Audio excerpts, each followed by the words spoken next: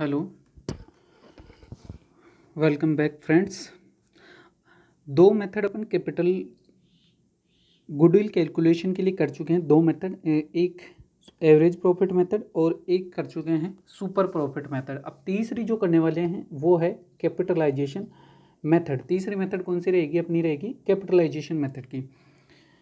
Average profit में अपन ने देखा कि कुछ पास्ट ईयर के एवरेज दे रखे होंगे, तो उसका अगर ट्रेंड है तो वेटेड ले लेंगे, अगर सिंपल है ट्रेंड नहीं है तो सिंपल ले लेंगे और नंबर ऑफ ईयर से मल्टीप्लाई कर देंगे तो गुडविल कैलकुलेशन हो जाएगी। दूसरी अपन ने देखी सुपर प्रॉफिट मेथड। सुपर का मतलब क्या होता है? नॉर्मल से ऊपर वाला जो भी प्रॉफिट आया, यानी एक्चुअल माइनस नॉर्मल प्रॉफिट जो भी आएगा वो सुपर प्रॉफिट होगा। और सुपर प्रॉफिट में दो थी, एक तो नंबर ऑफ ईयर परचेज, तो उसमें तो सीधा सीधा नंबर ऑफ ईयर परचेज से मल्टीप्लाई कर देते हैं, गुडविल के वैल्यू निकल के आ जाती है। और दूसरा था एन्युटी मेथड। उसमें क्या करते हैं अपन? सुपर प्रॉफिट को प्रेजेंट वैल्यू के टर्म्स में कैलकुलेट कर लेते हैं। सुपर प्रॉफिट को प्रेजेंट वैल्यू के टर्म्स में, और वो प्रेजेंट वैल्यू के टर्म्स में कैसे होती है? प्रेजेंट वैल्यू फैक्टर से मल्टीप्लाई करके उसको प्रेजेंट वैल्यू के टर्म्स में कैलकुलेट कर लेते हैं। तो एन्युटी मेथड में अपने पास क्या आ जाती है? गुडविल की वैल्यू आ जाती है। एन्युटी मेथड में रेट क्या लेंगे? जो रेट ऑफ इंटरेस्ट दे रखी होगी वो रेट देंगे। रेट लेने वाले एनआरआर की रेट नहीं लेंगे, रेट ऑफ इंटरेस्ट वाली रेट लेंगे। ठीक है। अब तीसरी आ जाती है कैपिटलाइजेशन मेथड। कैपिटलाइजेशन मेथड में देखो गुडविल का फॉर्मूला सबसे पहले देखते हैं। गुडविल का फॉर्मूला क्या होता है? कैपिटलाइजेशन में गुडविल कैसे कैलकुलेट करते हैं? गुडविल जो कैपिटलाइजेशन में गुडविल ले लेंगे वो होगी, गुडविल क्या होगी?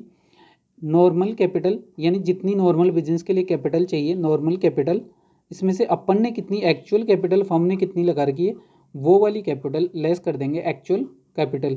यानी नॉर्मल इतनी चाहिए और लगा इतनी रखी है। अगर एक्चुअल से नॉर्मल से कम है एक्चुअल, तो बच गया जो एक्सेस पार्ट है वो सारा गुडविल का पार्ट मान लिया जाएगा। अब यहाँ पे बात आती है कि नॉर्मल कैपिटल कैसे कैलकुलेट करनी है और एक्चुअल कैपिटल कैसे कैलकुलेट करनी है, वो चीज़ अपन देखते हैं। अब बात करते हैं नॉर्मल कैपिटल कैलकुलेट कैसे करेंगे। नॉर्मल कैपिटल के लिए क्या करेंगे? पास्ट ईयर के कुछ प्रॉफिट दे रखे होंगे, उनका एवरेज प्रॉफिट अपन निकाल लेंगे। एवरेज प्रॉफिट निकालना अपने को आता है। एवरेज प्रॉफिट को डिवाइड कर देंगे एनआरआर से, डिवाइडेड कर देंगे एनआरआर। एनआरआर का मतलब नॉर्मल रेट ऑफ रिटर्न से डिवाइड कर देंगे और उसमें से लेस कर देंगे एक्चुअल कैपिटल। एक्चुअल कैपिटल का मतलब होता है कैपिटल एम्प्लॉयड, और कैपिटल एम्प्लॉयड का मतलब होता है total asset minus total liabilities. Total asset minus total liabilities. Total liabilities का मतलब हो गया, दोनों चीज़ आ गई इसमें, लॉन्ग टर्म लाइबिलिटीज आ गई और करंट लाइबिलिटीज़ भी आ गई है। लॉन्ग टर्म लाइबिलिटीज़ भी आ गई और करंट लाइबिलिटीज़ भी आ गई है। और टोटल एसेट में सारी आ गई, fix asset, current asset, tangible, intangible, सब कुछ आ गया है टोटल एसेट में। तो अपन को गुडविल का मेथड, गुडविल कैलकुलेशन करने का फॉर्मूला पता लगा। क्या लगा? नॉर्मल कैपिटल में से एक्चुअल कैपिटल लेस कर देंगे तो गुडविल आ जाएगी अंडर कैपिटलाइजेशन मेथड में। नॉर्मल कैपिटल कैसे कैलकुलेट करते हैं? कुछ पास्ट ईयर के प्रॉफिट्स दे रखे होंगे, उनका अपन एवरेज प्रॉफिट निकालेंगे। सर एवरेज प्रॉफिट कैसे निकालते हैं? बहुत अच्छे से समझ लिया। फर्स्ट मेथड ही एवरेज प्रॉफिट मेथड थी, उसमें अपन ने एवरेज प्रॉफिट निकालना बहुत अच्छे से समझ लिया है। अब दूसरी जो बच जाती है एक्चुअल कैपिटल की बात रह जाती है। नॉर्मल कैपिटल के लिए एवरेज कैपिटल से को डिवाइड कर देंगे एनआरआर से। सर एनआरआर क्या होती है? Normal rate of return. ये कहाँ से कैलकुलेट कर लेंगे? ये क्वेश्चन में दी होती है हमेशा, normal rate of return question में दी होगी। और ये लास्ट क्वेश्चन जो लास्ट मेथड थी सुपर प्रॉफिट, उसमें अपन ने समझ भी लिया था एनआरआर होती क्या है। एनआरआर होती है पूरे इंडस्ट्री की नॉर्मल प्रॉफिट रेट। पूरे इंडस्ट्री की नॉर्मल प्रॉफिट रेट होती है, उसको एनआरआर बोलते हैं, नॉर्मल रेट ऑफ रिटर्न। तो ये नॉर्मल कैपिटल हो जाएगी। एवरेज प्रॉफिट को अगर एनआरआर से डिवाइड करेंगे तो नॉर्मल कैपिटल निकल के आ जाएगी। एक्चुअल कैपिटल का मतलब होगा बिजनेस में कितनी कैपिटल लगी हुई है। और कैपिटल कैसे कैलकुलेट कर लेते हैं? टोटल एसेट्स में से लाइबिलिटीज लेस कर देंगे तो कैपिटल एम्प्लॉयड अपने पास निकल के आ जाएगी। और टोटल एसेट्स तो होती है एसेट साइड की, जितनी भी एसेट होगी वो टोटल एसेट हो जाएगी। और लाइबिलिटीज़ में क्या क्या कर लेंगे? लॉन्ग टर्म लाइबिलिटीज़ और करंट लाइबिलिटीज दोनों को ले लेंगे, कैपिटल हटा देंगे। तो ऐसे करके अपन ने गुडविल देख ली, कैपिटलाइजेशन मेथड में गुडविल देख ली। तो सबसे छोटी मेथड है capitalisation method. Average profit method देखी, सुपर प्रॉफिट मेथड देखी और कैपिटलाइजेशन। एवरेज और सुपर में दो दो थे। एवरेज में वेटेड एवरेज थी और अपने पास सिंपल एवरेज मेथड थी।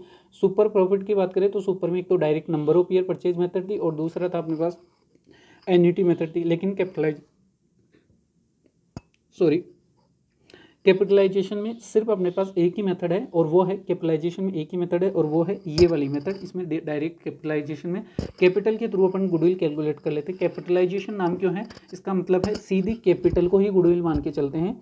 अपनी इतनी कैपिटल है, नॉर्मल इतनी होनी चाहिए, अपनी इतनी ही है। अगर नॉर्मल जितनी होनी चाहिए उससे कम अपन ने लगा रखी है और उससे बिजनेस रन हो रहा है, बहुत अच्छे से हो रहा है, तो जो एक्सेस वाला पार्ट है, ये एक्सेस वाला पार्ट है, वो एक्सेस वाला पार्ट ही अपनी गुडविल का पार्ट माना जाएगा, गुडविल मानी जाएगी। तो अपन ने कैपिटलाइजेशन मेथड देख ली। अब इसका कुछ एक आधे एग्जांपल्स देख लेते हैं ताकि उससे अपन सॉल्यूशन कर लेंगे। तो एग्जांपल्स, एक एग्जांपल मॉड्यूल का ही एक एग्जांपल देख लेते हैं।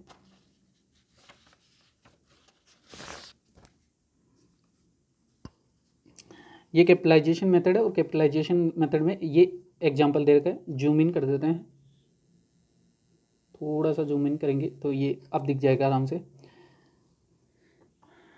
क्वेश्चन दे रखा है net tangible asset. Net tangible asset जो है 4,10,000 की दे रखी है and average profit of past 4 year, पिछले 4 सालों के लिए एवरेज दे रखा है।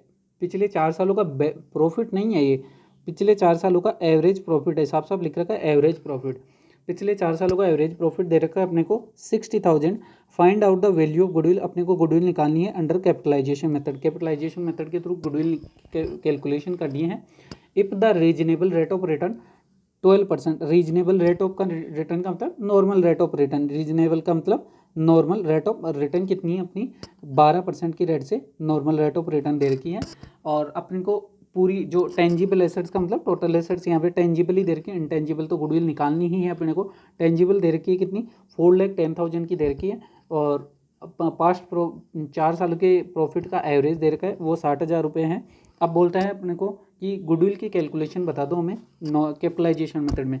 तो देखिए कैपिटलाइजेशन मेथड में अपन ने क्या देखा था, नॉर्मल प्रॉफिट में से एक्चुअल प्रॉफिट लेस कर देंगे तो कैपिटलाइजेशन मेथड से गुडविल की वैल्यू आ जाएगी। अब नॉर्मल प्रॉफिट कैसे निकालते हैं, पास्ट 4 ईयर हैं उनके प्रॉफिट्स का एवरेज दे रखा है 60,000, प्रॉफिट का एवरेज दे रखा है divided by normal rate of return दे रखी है 0.12, 12% दे रखी है तो 0.12 इसकी नॉर्मल रेट ऑफ रिटर्न दे रखी है। इसमें से एक्चुअल कैपिटल, एक्चुअल कितनी दे रखी है अपने को 4,10,000 की एक्चुअल कैपिटल दे रखी है।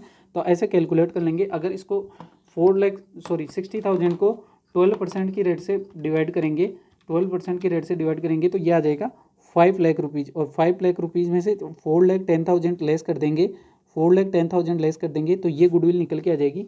और ये गुडविल जो निकल के आएगी वो आ जाएगी ₹90,000 की गुडविल यहाँ पे निकल के आ जाएगी। और इस एग्जाम्पल का सोल्यूशन होगा 90,000 की गुडविल, वैल्यू ऑफ गुडविल कितनी हो जाएगी 90,000। तो ये अपन ने एक एग्जाम्पल देख लिया 90,000 का वैल्यू ऑफ गुडविल का। बहुत ईजी मेथड है, बहुत ईजी मेथड है, कुछ भी नहीं करना है, नॉर्मल कैपिटल निकालनी है, एक्चुअल कैपिटल निकालनी है और दोनों को जो है नॉर्मल में से एक्चुअल कैपिटल लेस कर देनी है, वैल्यू ऑफ गुडविल निकल के आ जाएगी। अगर मैं बात करूँ, तीनों ही मेथड बहुत अच्छी मेथड है, तीनों ही मेथड बहुत अच्छी मेथड है और बहुत सिंपल है, कोई एक्स्ट्रा मेहनत नहीं है इसमें, कोई नहीं है, सिर्फ पास्ट ईयर के प्रॉफिट्स निकालने हैं। उनका प्रॉफिट्स तो दिए होंगे ही, निकालने गया है, दिए होते हैं वो तो क्वेश्चन में, उनका एवरेज निकालना है बस, सिंपल जैसे एवरेज निकालना है। इसको तीनों को एक पेज पर समराइज करूँ मैं अच्छे से, तीनों को एक पेज पे समराइज करते हैं, 5 मिनट के अंदर अंदर तीनों को रिवीजन कर देंगे। सबसे पहले पकड़ेंगे अपन average profit method, average profit method. Writing पे मत जाना, स्पीड में ऐसी राइटिंग बनती है। तो सबसे पहले एवरेज प्रॉफिट मेथड देख लेते हैं। एवरेज प्रॉफिट में क्या होगा, दो मेथड्स अपने को दे रखी थी, एक तो दे रखी थी वेटेड एवरेज मेथड और एक सिंपल एवरेज मेथड दे रखी थी। वेटेड एवरेज में क्या था कि अगर प्रॉफिट्स में जो पास्ट ईयर के प्रॉफिट्स में अगर ट्रेंड है, देयर इज ए ट्रेंड, अब वो ट्रेंड कोई सा भी हो सकता है, ट्रेंड कोई सा भी हो सकता है, डिक्रीजिंग हो सकता है, इंक्रीजिंग हो सकता है, या तो प्रॉफिट लगातार बढ़ रहे हैं या लगातार प्रॉफिट घट रहे हैं, जो पिछले 5 सालों के दे रखे हैं या 3 सालों के 4 सालों के जो भी दे रखे हैं। अगर ऐसा कुछ ट्रेंड है तो वहाँ पे वेटेड एवरेज निकालेंगे। वेटेड एवरेज कैसे निकालते हैं सबको बता रखा, अच्छे से बता रखा पहले मेथड में।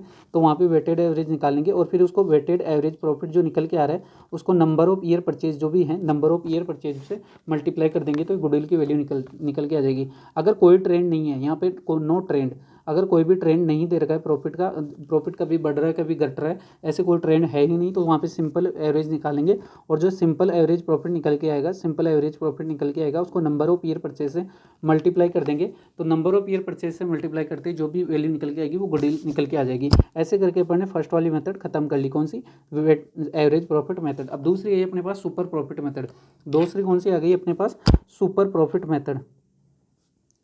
सुपर प्रॉफिट मेथड, दूसरी यही अपने पास super profit method. Super profit method में अपन ने क्या देखा, क्या दे रखा है, सुपर प्रॉफिट मेथड में दे रखा है, दो मेथड यहाँ पे दे रखी थी, लेकिन उससे पहले निकालना सीखा अपन ने सुपर प्रॉफिट। सुपर प्रॉफिट निकालते कैसे हैं, सुपर प्रॉफिट निकालते हैं यानी नॉर्मल से जो भी ऊपर वाला प्रॉफिट होता है वो सुपर प्रॉफिट होता है। सुपर प्रॉफिट मतलब एक्चुअल प्रॉफिट, एक्चुअल प्रॉफिट और उसमें से लेस कर देंगे नॉर्मल प्रॉफिट। एक्चुअल प्रॉफिट में से नॉर्मल प्रॉफिट लेस कर देंगे। एक्चुअल प्रॉफिट कैसे निकालते हैं, पिछले 5 सालों के जो भी प्रॉफिट दे रखे हैं उसको एक्चुअल मेंटेनेबल प्रॉफिट बोलते हैं। इसको एक्चुअल प्रॉफिट को क्या बोलते हैं, actual maintainable profit.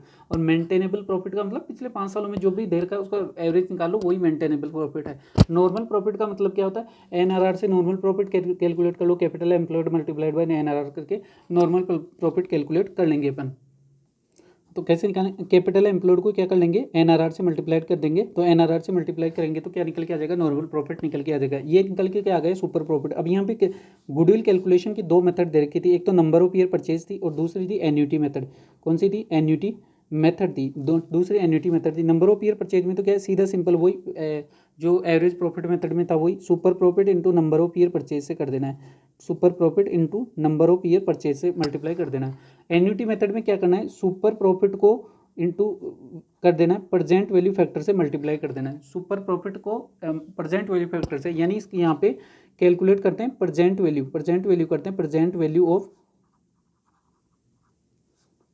Super profit. बस इसमें इतना सा फर्क है, यहाँ पे तो सुपर प्रॉफिट की प्रेजेंट वैल्यू नहीं लेते, लेकिन यहाँ पे सुपर प्रॉफिट की प्रेजेंट वैल्यू ले लेंगे। तो super profit multiply by present value factor से मल्टीप्लाई कर देंगे, जितने भी सालों का है उनका सबका टोटल कर लेंगे, वही गुडविल की वैल्यू आ जाएगी, वही गुडविल की वैल्यू आ जाएगी। अब तीसरी अपन ने देखी, तीसरी कौन सी देखी, कैपिटलाइजेशन मेथड। सर ये तो बहुत ईजी थी, कैपिटलाइजेशन मेथड में तो सही एक ही मेथड दे रखी थी, कैपिटलाइजेशन मेथड में तो एक ही मेथड दे रखी है अपने को, और वो मेथड है एक्चुअल कैपिटल लेस कर दो नॉर्मल कैपिटल में से। तो यहाँ पे गुडविल की क्या वैल्यूएशन है, गुडविल की वैल्यूएशन मतलब कैसे करते हैं अपन, गुडविल इज इक्वल टू क्या होती है, कैपिटलाइजेशन में तो गुडविल की वैल्यू क्या होती है, actual capital sorry normal capital minus actual capital, normal capital minus actual capital. Normal capital कैसे बता दे, कैसे आती है आपको पता है, एक्चुअल कैपिटल कैसे आती है पता है, अरे भैया अभी तो बताया। नॉर्मल कैपिटल कैसे निकल के आती है, नॉर्मल कैपिटल निकल के आती है आपकी एवरेज जो भी प्रॉफिट है, एवरेज प्रॉफिट है उसको डिवाइड कर दो एनआरआर से।